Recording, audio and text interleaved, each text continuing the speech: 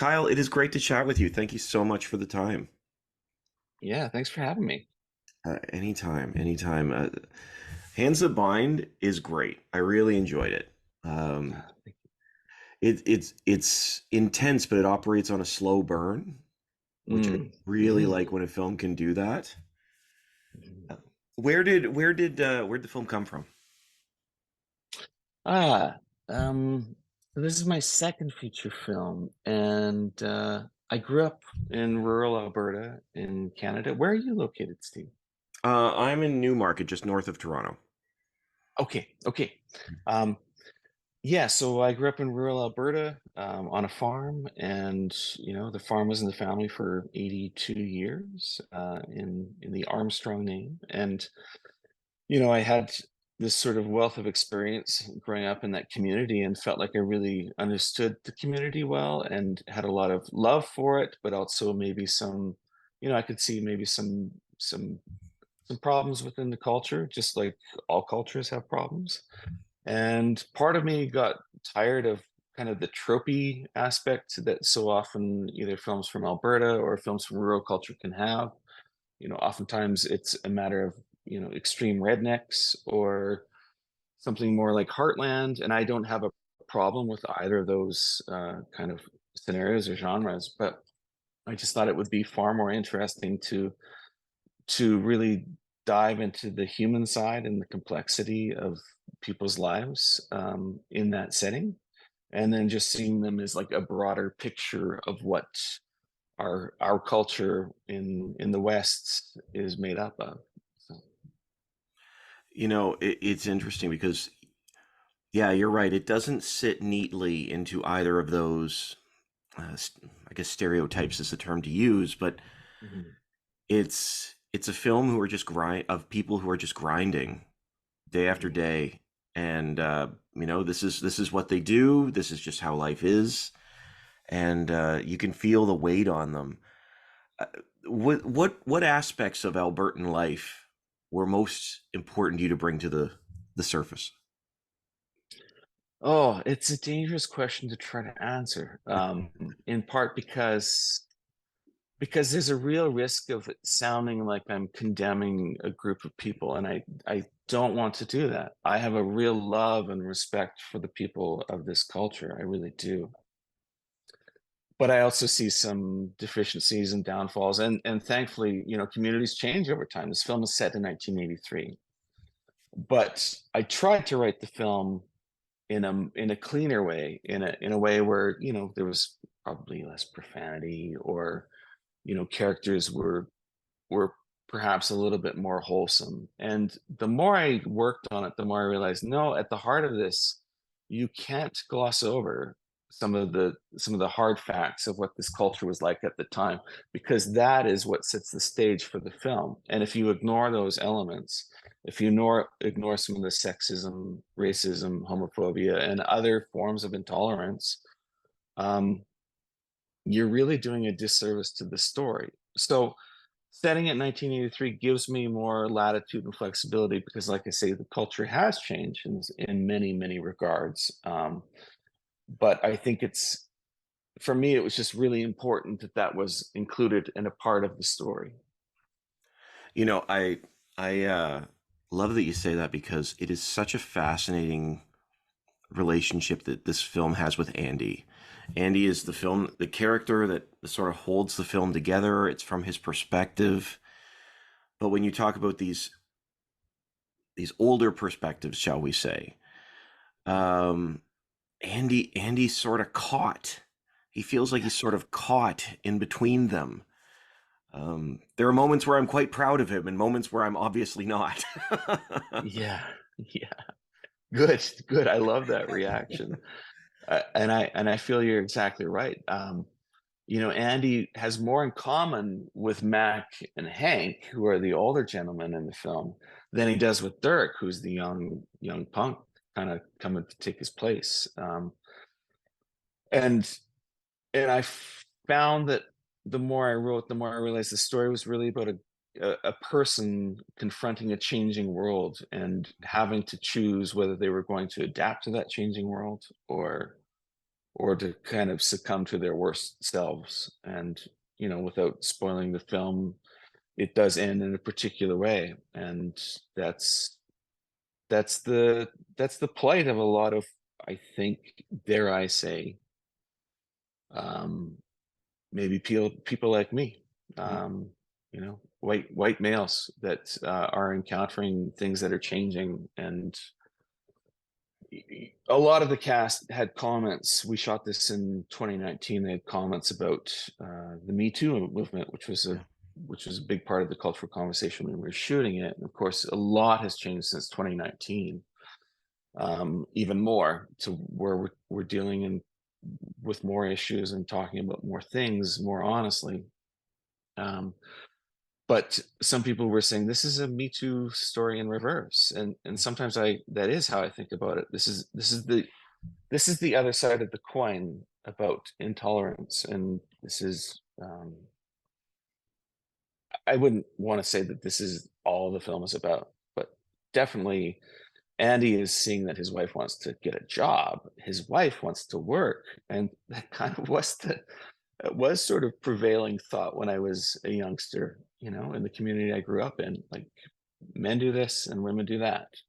And he's confronted by all this change, but he's also confronted in a changing world that he doesn't understand in other ways too, which is a little bit more metaphorically, which is some of the more surreal or paranormal or strange happenings that are going on in his community that he can't quite understand what's going on.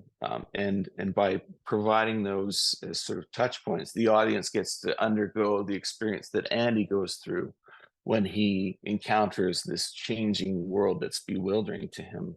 The audience is right there with him. They don't quite understand what's going on either. Um,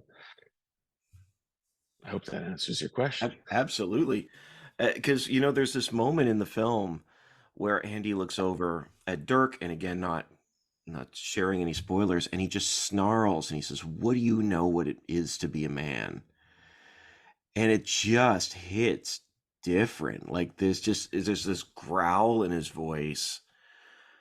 And I'm glad that you're saying all this, because to me, that's so much of this film is that trying to understand what it is to be a man in a changing culture.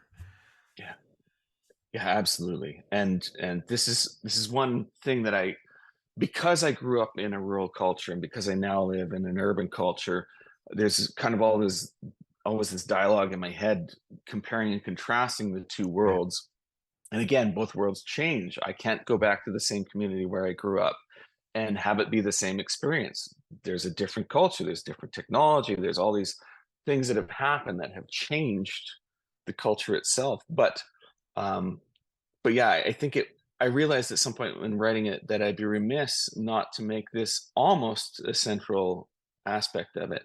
And I really strongly advocate for rural and urban coming together more and having a better dialogue than they do, because right now, especially in Alberta, I just see this so adversarial Mm. and so unhealthy.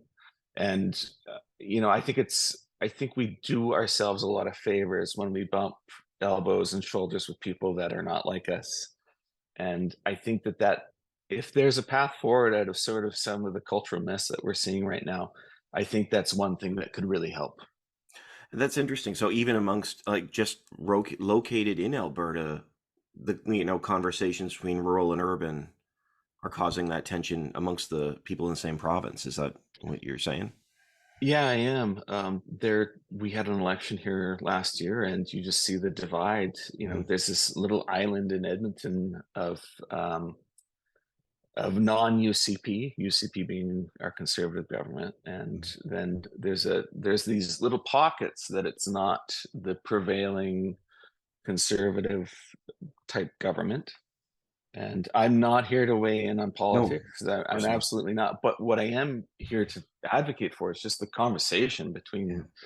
between these kind of factions. And you see it play out in the United States so much right now, where everyone's angry, and everyone's angry at each other for being angry or for not being angry. There's there's very little. We've got two ears and one mouth, You know, Yeah. we should act accordingly. We should listen twice as much as we talk. Yeah. Yeah, I hear you. I hear you. Yeah. I wanted to speak to you too about one of the things in the film. I thought it was so fascinating. This sounds like the setup of a joke when I say this, but Andy walks into a bar, and and he's talking with the bartender, and they get into this like philosophical moment. It's this really unique space within the film, and the bartender says that certainty is a rare exception to the problems of life. I was just wondering what that means to you and why you wanted to include that in the story. Yeah, I'm fond of that scene. You know, my sound recordist, Micah Henry, came up to me after that entire shoot, and Micah's got a lot of experience. And he just said, "Kyle, thank you for writing this because this is one of the scenes that has meant the most to me to ever be a part of." And that really just struck me because, and I felt so honored because I really respect his opinions and intentions. And that scene was much longer, Mm. believe it or not. And thanks to a good editor, Mark Lucro, it became a much shorter scene, and it's the right call. But it was further expanded upon, and I am very proud of the dialogue in that scene, the way it was, and the way it is now too.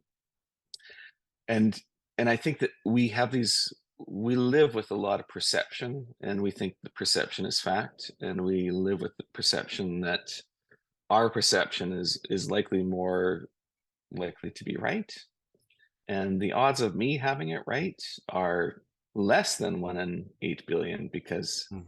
I don't think anyone's really got their handle on what could be defined as true. I mean, it's getting really kind of philosophical and esoteric to talk like this, but and pretentious. So, but there really is that aspect of like we overestimate our capacity for understanding, and we underestimate our capacity for being wrong. And later on they talk about, do you are people essentially good, or are they essentially bad? And the bartender has his opinion on that, which is truly just an opinion, but it's Mm. probably similar to mine, that you kind of choose every day which side you're going to be on. And I think that that does really speak to another key theme of the film, which is that don't overestimate your capacity for goodness, and don't underestimate your capacity for doing the wrong thing too.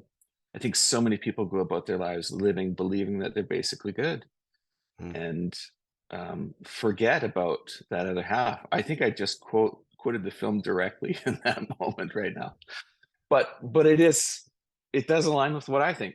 So Well, yeah. and he talks about being we make ourselves comfortable to get through the day, and I thought that was like, bartenders in movies are usually the smartest men in the room, or smartest people in the room. They just usually are. Yeah. It's just such a fascinating moment, and I like what you're saying there. Choices we make, and sometimes we make the wrong choices, and sometimes we make the right choices, and Andy does both at times Mhm. throughout this film. But so I'm gonna push it philosophically just a little bit more. Go ahead. Yeah, I'll go say ahead. this. So how do you think we hold back our dark side if everybody is battling it? As the bartender says, it's a little more than halfway one way or the other. What do you think it means to hold it back? Ah, that's a good question. I mean, I think that we think that we're holding it back, or Mm. we think that we're making it go away or disappear by choosing the right thing often. But I don't know that we are capable of doing it. And I think to underestimate that shadow self is to do yourself a lot of disservice. To recognize it, to see it, to allow it to be a part of your consciousness actually just gives you greater strength to choose maybe something that's better than that. I like that. Yeah. Ig- I'm sorry. ignoring it is the ignoring it is the real danger, I think. Yeah. Yeah. There's a sense of acknowledgement here that, we have, rather than just hold on to one side and say, this is who I am, everything's fine.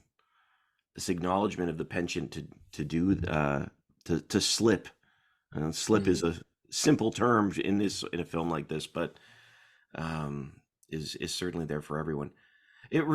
Kyle, it's a fascinating film. Like I said, Thank you. it's Thank you. intense. It's well executed, with a great script.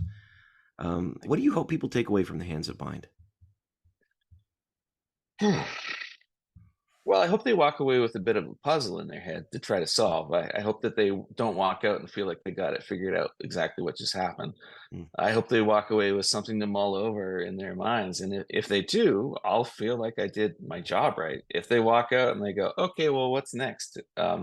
Then I might feel like maybe it was a misstep, because I do want to leave people with something beyond just the experience of watching it. I want to leave them with something. Like, I want them to have a place to meditate. I want them to have a place to contemplate. We don't provide our culture with enough of those places anymore. Cinema is a great place to do it, but cinema's mostly been replaced by movies, people in tights running around, blowing things up and flying through the air. And I think that we have so much more that we can experience than just pure entertainment. I don't Uh, think I answered your question, but you did better than I ever could, actually. I appreciate that. Kyle, thank you so much for your time. I appreciate it. The thank film's you. great. Thank you. Wish you the best.